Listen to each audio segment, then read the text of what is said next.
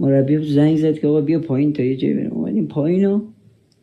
کجا بریم؟ گفت بشین حالا تا یه جایی بریم. آقا ما رو بردن و دیدیم یه حاج آقایی نشسته، انشالله که هرجا سالم و سلامت باشه.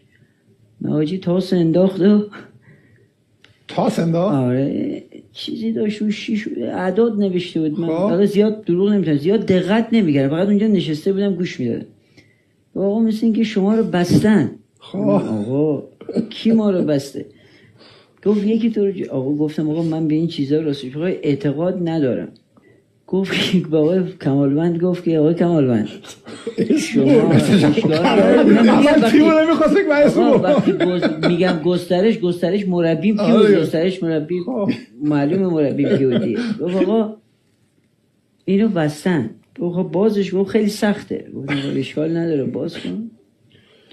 گفت که حتی اینم گفت آقا چی خنده داره به آقا فراز میگفت که آقا شما شیمبار این هفته بذار بیرون، خدا شاید اینو بذار نوک.